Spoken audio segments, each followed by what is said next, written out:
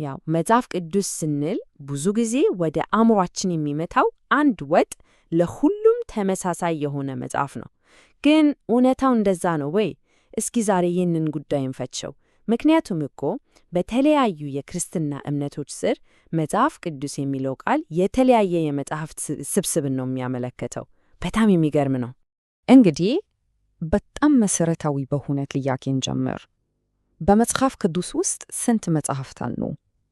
ይህ ጥያቄ ሲበዛ ቀላል ሊመስል ይችላል፣ ግን መልሱ እንደምናስበው ቀጥተኛ አይደለም።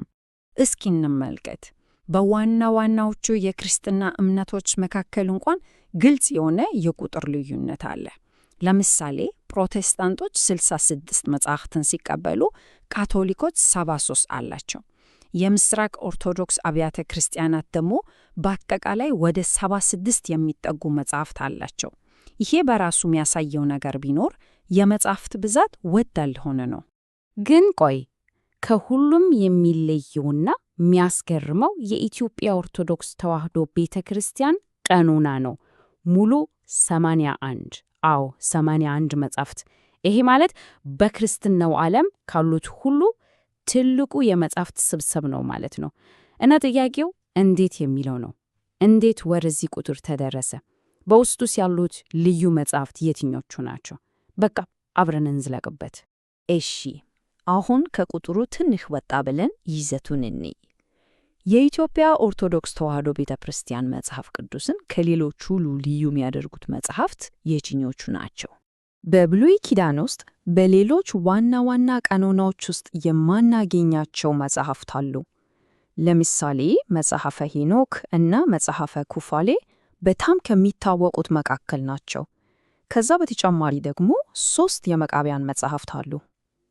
እዚህ ጋር ማስተዋል ያለብን ነገር እነዚህ መጽሐፍት በሌሎች አብያተ ክርስቲያናት ከሚታወቁት የመቃብያን መጽሐፍት ጋር ተመሳሳይ አይደሉም፣ ይለያያሉ። ወደ አዲስ ኪዳን ስንመጣ ደግሞ የቤተ ክርስቲያን ሥርዓት መጻሕፍት በሚል ስያሜ የሚታወቅ 8 መጻሕፍትን ያካተተ ልዩ ስብሰባ እናገኛለን። እነዚህም እንግዲህ ሥርዓተ ጽዮን፣ ትእዛዝ፣ ኪዳን፣ ቀሌምንጦስ እና ዲድስቅልያ የመሳሰሉትን ይጨምራሉ። እውነት ለመናገር ይህ ስብስብ የኢትዮጵያ ኦርቶዶክስ ቤተ ክርስቲያንን የአዲስ ኪዳን ቀኖና ከሌሎች በእጅጉ የተለየ ያደርገዋል። እሺ፣ አሁን ደግሞ በጣም አስገራሚ ወደ ሆነው የዚህ ትንታኔ ክፍል ደርሰናል። የመጽሐፍቱ ጠቅላላ ቁጥር 81 መሆኑ ቋሚ ቢሆንም የትኞቹ መጽሐፍት እንደሆኑ የሚገልጸው ዝርዝር ግን ወጥ አይደለም። እንዴት ቢሆን ይችላል? ወደ 81 ቁጥር የሚያደርሱን 2 የተለያዩ መንገዶች አሉ። በአንድ በኩል ይፋዊው ድንጋጌ ብሉይ ኪዳን 46 እና አዲስ ኪዳን 35 መጽሐፍት አሉት ይላል። በሌላ በኩል ደግሞ በብዛት ታትሞ የምናገኘው መጽሐፍ ቅዱስ ውስጥ ብሉይ ኪዳን 54፣ አዲስ ኪዳን ደግሞ 27 መጽሐፍት አሉት። እሺ፣ እንዴት ነው ሁለቱም ዝርዝሮች 81 ሊሆኑ የቻሉት? ሚስጥሩ ያለው አቆጣጠሩ ላይ ነው። አሁን አስቡት፣ በብዛት የሚታተሙት መጽሐፍ ቅዱሶች ቅድም ያየናቸውን 8ቱን የቤተ ክርስቲያን ሥርዓት መጻሕፍት አይጨምሯቸውም። ስለዚህ የአዲስ ኪዳን ቁጥር ወደ 27 ዝቅ ይላል። በሌላ በኩል ደግሞ ያንን ክፍተት ለመሙላት በይፋዊው ዝርዝር ላይ የነበሩ አንዳንድ የብሉይ ኪዳን ክፍሎችን ለ2 ወይም ለ3 ይከፍሏቸዋል። እናም የብሉይ ኪዳን ቁጥር ወደ 54 ያድጋል። ስለዚህ በሁለቱም መንገድ ስንደምረው ውጤቱ ያው 81 ነው። በጣም የሚገርም የቁጥር አጨዋወት ነው አይደል? እሺ፣ ይህ ልዩ እና ሰፊ የመጽሐፍት ስብስብ እንዴት ሊፈጠር ቻለ? እስኪ ታሪካዊ ዳራውን በአጭሩ እንመልከት። ግን ወደዛ ከመግባታችን በፊት ቀኖና የሚለውን ቃል ፍቺ መረዳት ወሳኝ ነው። የመጽሐፍ ቅዱስ ቀኖና ማለት በቀላሉ አንድ ቤተ ክርስቲያን እነዚህ መጽሐፍት በመለኮታዊ መንፈስ የተጻፉና ስልጣን ያላቸው ናቸው ብላ የምትቀበላቸው የመጽሐፍት ይፋዊ ዝርዝር ነው። እናም እንዳልነው ይህ ዝርዝር ከአንዱ ወደ ሌላው ሊለያይ ይችላል። የኢትዮጵያ ኦርቶዶክስ ተዋሕዶ ቤተ ክርስቲያን ቀኖና በዋናነት በ3 ነገሮች ተጽዕኖ ተቀርጿል። የመጀመሪያው የቀደሙት ዓለም አቀፍ የቤተ ክርስቲያን ጉባኤያት ውሳኔዎች ናቸው። ሁለተኛው እንደ ቅዱስ አትናቴዎስ ያሉ የቤተ ክርስቲያን አባቶች የጻፏቸው ዝርዝሮች ናቸው። ሦስተኛው ደግሞ እንደ ፍትሐ ነገሥት ያሉ የኢትዮጵያ ቤተ ክርስቲያን የራሷ የሆኑ ጉባኤያት እና ጽሑፎች ናቸው። ማወቅ ያለብን ነገር ከጥንት ጀምሮ የትኞቹ መጻሕፍት በቃኑና ውስጥ መካተት አለባቸው በሚለው ላይ ወጥ ስምምነት እንዳልነበረ ነው።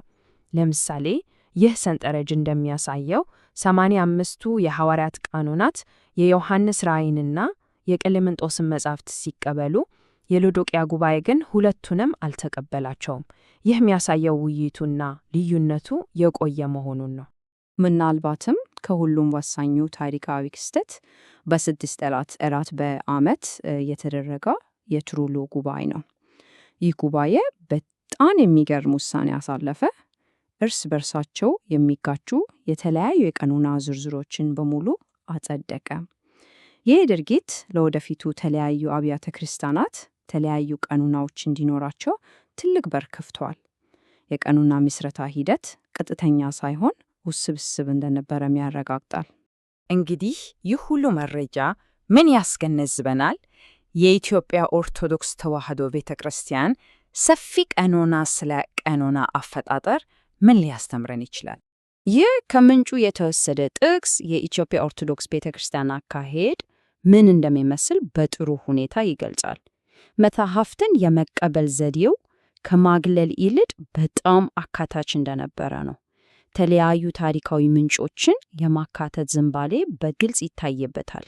እንግዲህ ዋናው ፍልስፍና ይሄ ይመስላል።